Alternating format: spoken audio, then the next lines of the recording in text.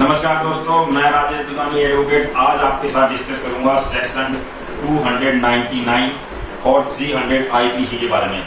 दोस्तों 299 और 300 आईपीसी ये दोनों ही मर्डर से रिलेटेड सेक्शन है।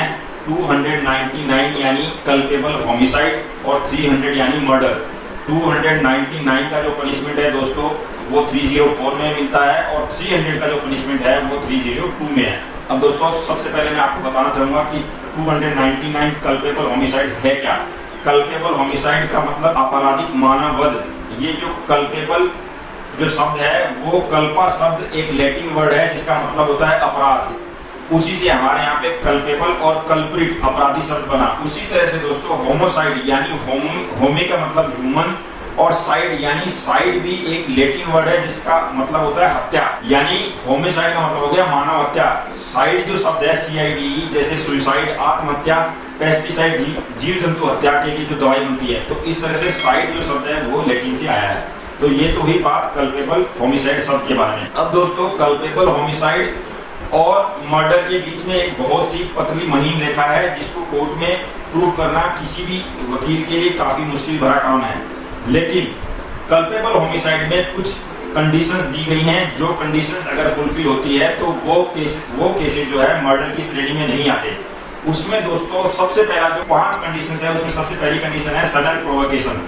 यानी किसी व्यक्ति द्वारा अचानक रूप से उत्तेजित होकर किसी व्यक्ति का हत्या हो जाती है तो वो कल्पेबल होमिसाइड की श्रेणी में आती है। लेकिन इसमें एक प्रोवाइजो है, वो ये है कि जो अचानक प्रोवोकेशन है वो मरने वाले के थ्रू होना चाहिए, यानी मरने वाले व्यक्ति के द्वारा होना चाहिए, तब वो सडन प्रोवोकेशन की श्रेणी में आएगा। तो सडन प्रोवोकेशन की श्रेणी में जो है मानव वध की जो है पनिशमेंट मिलेगी। दूसरा है सेल्फ डिफेंस, यानी कोई व्यक्ति आपके ऊपर में प्रहार कर रहा है और आप अपने आप को बचाने के लिए अगर उसके ऊपर प्रहार कर रहे हैं और वो प्रहार जो है अपनी लिमिट एक्सीड कर जाता है और उस व्यक्ति की मृत्यु हो जाती है, तो उस कंडीशन में आपके ऊपर में मर्डर का केस नहीं चलेगा, कल्पेबल होमिसाइड आपराधिक मानव वध का जो है केस चलेगा।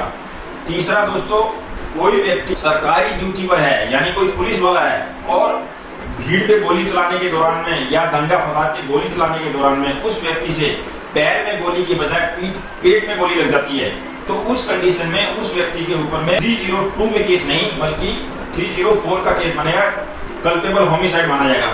उसी तरह से दोस्तों अगर कोई व्यक्ति प्री मेडिटेशन यानी 2 व्यक्तियों के बीच में लड़ाई हो रही है और लड़ाई के दौरान में एक व्यक्ति ने किसी दूसरे व्यक्ति को मुक्का मार दिया बिना सोचे समझे, यानी उसकी कोई उसमें इंटेंशन या नॉलेज नहीं थी कि मैं पेट में मुक्का मारूंगा तो वो मर जाएगा, उस कंडीशन में लड़ाई के दौरान में अगर उसने मार दिया और उसकी डेथ हो गई है तो वो जो कंडीशन है वो भी कल्पेबल होमिसाइड में आती है, यानी वहां पर भी उसका जो है वध जो है 299 की श्रेणी में आएगा। और जो 5वां और अंतिम है दोस्तों वो ये कहता है कॉन्सेंट। हाँ, कॉन्सेंट शब्द से वध का कोई लेना देना नहीं है, लेकिन दोस्तों कई कंडीशन ऐसी होती है, सपोजिटली कोई 2 लवर्स हैं और उन्होंने ये डिसाइड कर लिया कि हमें मरना है और वो मरने के लिए इस पार्क में कोई जहरीला पदार्थ लेकर मरने के लिए चले जाते हैं और उसी दौरान में लड़के ने लड़की को जहरीला पदार्थ खिला दिया और लड़की ने खाने के बाद में जब लड़के को खिलाने लगी उसी दौरान कई लोग आ गए और उसको बचा दिया, तो लड़की उस समय एक्सपायर हो जाती है और लड़का बच जाता है। तो यहाँ पर जो लड़का बच जाता है वो 302 में नहीं आएगा क्योंकि वहां पे लड़की की कॉन्सेंट थी और उस कॉन्सेंट के कारण ही उसने जहर खाया था, तो यहाँ पर वो 299 जो है कल्पेबल होमिसाइड का केस चलेगा। तो इस तरह से दोस्तों 300 में जो है इंटेंशन, नॉलेज, प्रिपरेशन, ये कुछ चीजें हैं जो मस्ट है, और सर्टेनिटी यानी जिस व्यक्ति को मैं मारने जा रहा हूँ वो सर्टेनली मरेगा इस बात का मुझे नॉलेज है। तो सर्टेनिटी इस बात की है कि जिस तरह से मैं उसको मार रहा हूँ वो 100% मरेगा। तो इंटेंशन के बाद में सर्टेनिटी उसका एक मेन क्राइटेरिया है।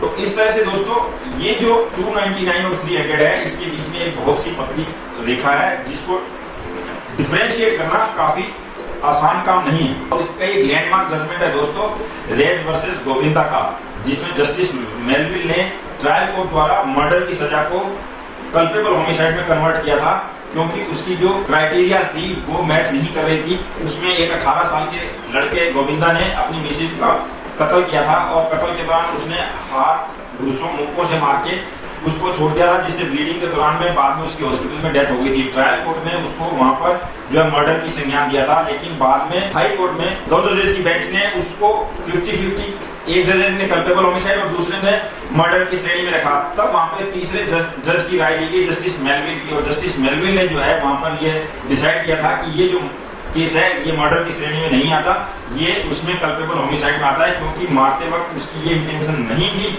कि वो मर ही जाएगी, या उसने ऐसा जो मारा था मुक्का वो बॉडीली इतनी इंजर्ड नहीं थी, वो इतना सफिशिएंट नहीं था कि उससे किसी व्यक्ति की मौत हो ही जाए। तो इसलिए वहां पर जस्टिस मेलविल ने ये सिद्धांत दिया था कल्पेबल होमिसाइड और मर्डर का, और उसने कल्पेबल होमिसाइड ही रखा था। दोस्तों इसकी एक बहुत बड़ा उदाहरण हमारे देश में ही है, नवजीत सिंह सिद्धू का, जिसके केस में रोड रेज की घटना में नवजोत सिंह सिद्धू ने 65 ईयर्स के गुरनाम नामक व्यक्ति को थप्पड़ मारा था, जिससे वो गिर गया था पार्किंग में, और गिरने के बाद उसके हॉस्पिटल में डेथ हो गई थी, और ट्रायल कोर्ट ने बरी कर दिया था।